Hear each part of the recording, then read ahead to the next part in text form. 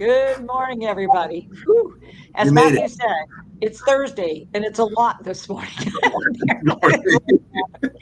I'm going to be heading to the Duke Caregiver Conference, which is huge. We've had 2 days of 900 people at the conference, vendors and supporters from all over the place. And I'm doing 2 sessions each day, a repeat session on reframing challenging behaviors, quote unquote, which I immediately call challenging situations, which reframes it to start with. So anyway, we've been having some really great interactions and opportunities to help in real time, and that's been wonderful. This morning, Matthew and I are going to address a common issue, and we're back to agitation. People get agitated.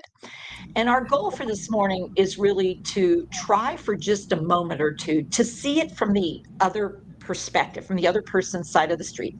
And so there have been a variety of efforts to try to get us to do that. If you've ever gone through the virtual dementia tour, you'll get a sense of some of that. If you've ever done putting on goggles with us and walking around, you'll get a sense of that. But what we're going to do now is show you a video clip. Now, this is imagine this is you, and you have to get somebody to a medical appointment, and you've tried, and they're running slow, man. You're really trying. You even started early, but it's just not going, and you're starting to know, you're out of time. You're going to be late, and you know that it's going to get worse, but you're like, okay, let's get going here. And so we're going to start with, you're ready to head out the door. Well, one of you is. Let's start with that and see what happens. And you're going to be seeing it from the perspective of the person living with the brain change. I mean, that's the simulation that they're giving you. So let's give it a try. Let's see what happens for everybody. Carolyn, let's go. We got to go to the doctor. Now. Come on. Let's go. Faster now. Yeah, yeah. Here, let's get our coat on. Got to get your coat on. Faster now. Got your arm in? Okay. Now. No, this door over here. No. Now. Now. Come on now. We're late. Gotta go to the doctor. No.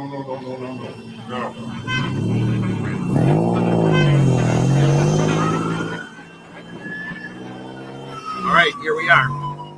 Get out. I'll be right in. Okay. Try to hurry a little bit. Can you hurry a little bit? We're late. Try to hurry. No.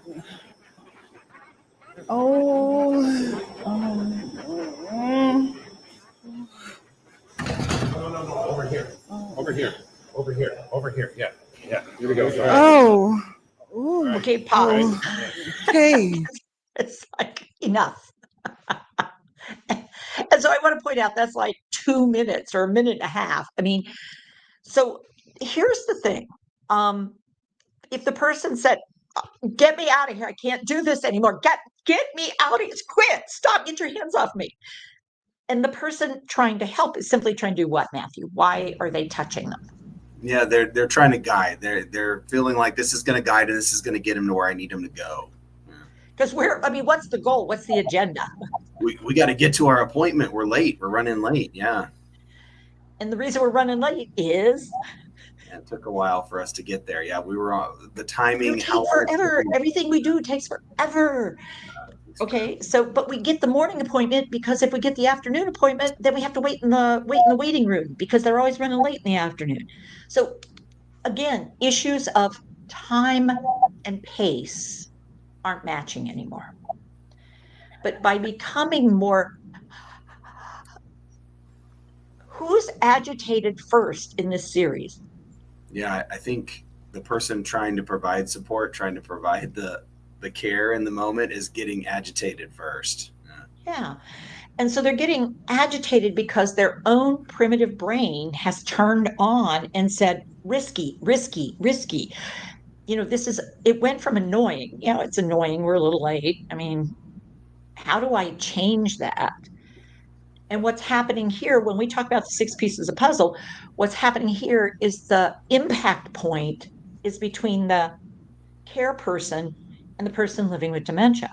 And what's happening is this, not, okay, let's see if we can get this engine moving, by realizing, so their brain and their body, their eyes, their auditory processing, is not doing really great with this shifting environment.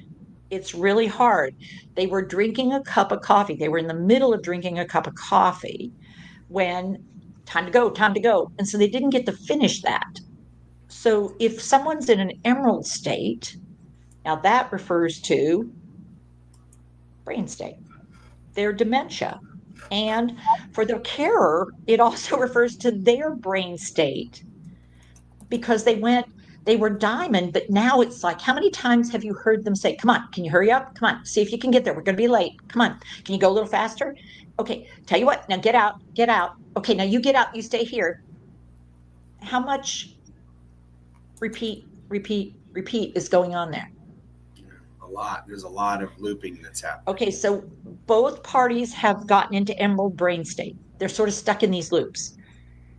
Now, as the person living with dementia is trying to get to places, the sensory overload. How many of you felt that sensory overload? They were suddenly more amber-like, living in the moment of the hands came out. And when the hands go flat like that, trying to figure it out, it's not even amber anymore. Matthew, what's happening now? Yeah, we're getting into ruby in this moment. Yeah, because I can't tell depth. And in this particular situation, why was depth perception so challenging? Well, I mean, there was so much happening all around, and then getting out of the car and then getting over to the actual, I mean, I think even starting from the car itself, but then getting into the foyer area with the multiple doors and the glass and the. Oh, it was all glass. So yes, all you have is the rims. You don't even have, like, no. How do you get, I'm in a box, especially when I'm like this and all I see is stuff. So that if someone is in this state and I come up to them and I put my hands on them and I say anything, super high risk that it's not even agitation anymore. It becomes a reaction and a threat and danger. And so I might get an extreme reaction that, because I also have switched to more of an overload system and I am sensory driven at that moment. I just want to get to the place. You got to stop doing this so we can get somewhere. And I'm getting sort of more vocal, but I'm also getting a little stronger. So I too, as a carer, might actually be dropping brain scale state. So the two of us together, but because I have more capacity, this is where the judgment call is made toward the person living with dementia, rather than both of us are in a really fractured state right now. It's not our normal, it's not our usual, and it's going to be super difficult. So instead, this is where, we've got to figure out the programming, which is the third piece of the puzzle over here. We've got to figure out, how is time going to be used? What are we going to do with that? So that we acknowledge and respect the dementia. We know that there are changes with the environment and the person's ability to interpret the environment, sensory-wise and physically, and move in it. And the two of us are starting to really come together to move forward, rather than being in this really uncomfortable, awkward, distressed state, because it's not going to serve either one of us. So once we acknowledge that, because we've had it happen, we can go, all right, do we think that suppressing this person's ability to process data more is going to be more helpful? Who thinks that just suppressing their abilities so that they're less able is going to be more helpful? No. In fact, I think more oftentimes than not, Teepa, we hear from our community that makes it more challenging. Yeah. So what we want is to reduce the state of distress for both of us. And so the person I would start with is me, because trying to get them less distressed at this moment is probably not helpful. And from the very beginning. So when I'm walking in and they're drinking coffee. Ooh, Teepa. Yeah. I think in this video, we actually have what it could look like if it was a little bit different. Let's play that and let's see what you think about it. Okay, let's see what they do. And then we'll see whether I'm accurate at all or whether I'm off the wall with my thinking.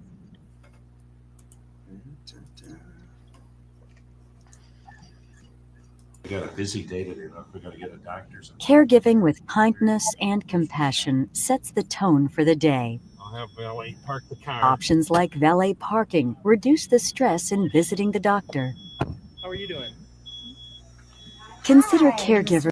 Okay, so those were just a couple of little pieces they changed from the beginning of what we saw up to the point where we paused. Right. So what you saw is you saw, okay, so we're going to tone it down, calm it down, but what's missing is the actual techniques for doing that. What are the actual, how do you do that? Hey, Dad. So Matthew, go ahead, Matthew, do that again, if you would. Hey, oh, No, go ahead and take your drink like you were doing. oh, gotcha. Okay. Oh, hey, Matthew, Oh, yeah. we've got a doctor's appointment this morning. I don't know whether I said anything or not. A doctor's appointment? A doctor's appointment. Yeah. Could you do me a big favor? I mean, well, yeah, I didn't know we had a doctor's appointment. I know. Yeah, that's up to me. I apologize. Tell you what, let's get going. I'm going to put your coffee in a mug Oh, with a cover. oh, okay. Okay. Here's your coat. Go ahead and slip it on.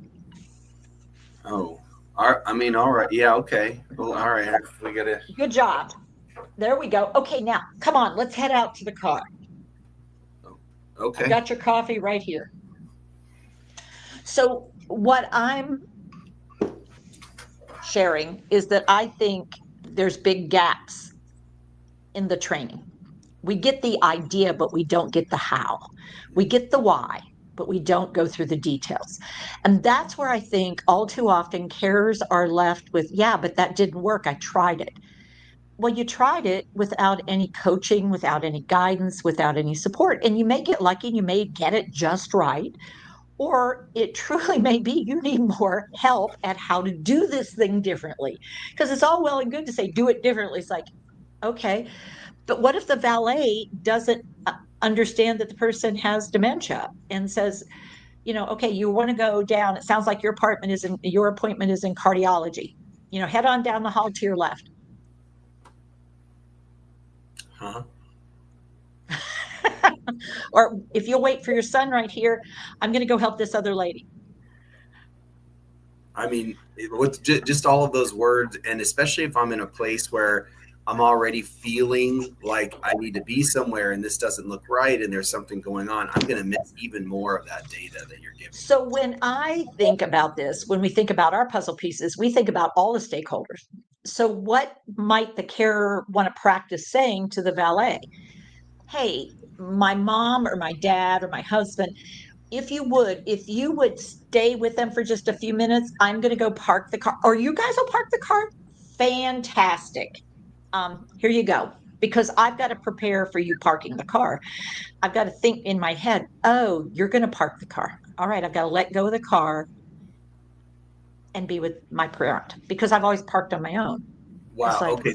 So Teepa, it sounds like we're really now bringing in this idea of pipes: the prepare, initiate, participate, evaluate, and sustain or switch. This idea of there's some prep work that has to go in. This is not a situation where I can just call, make an appointment, and then we'll be able to go and everything's good. fine. We don't need to do any kind of prep. There's some things that we got to do beforehand that can really practice.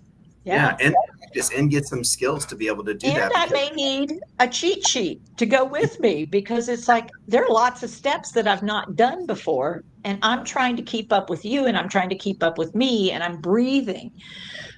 But I also need to know what else needs to happen in this sequence so that I don't forget a step. Heaven knows if I forget something, we both pay the price. So taking a breath and going, okay, is it just annoying? Is it risky or is it dangerous?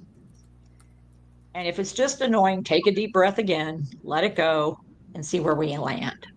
So it's our second in the series where we're looking at this thing people get agitated. And I want to say, yeah, don't we though? And it's easy to allow yourself, to permit yourself, to find yourself distressed. And I don't like the word agitation anymore. I think it has too many negative connotations. I talk about I'm in distress. People are in distress. We need to acknowledge people get distressed. When I notice someone in distress, I want to assess before I start making assumptions. And I want to evaluate all the components so I can do a better job of offering the right support in the right time for the right reason to the right person. Because it may be where the support needs to happen is not with a person living with dementia, maybe the carer that might need a little support right now, or it might be me. So, for all of you out there who care, thank you for what you do. Believe that you will have moments of acute distress because dementia, surprise, is one of those kind of conditions. But also recognize when you give yourself permission to pause and to get what you need, it can make a big difference. Till next time, take care with your care and take care of yourselves. Thanks, Teepa. Bye, everybody.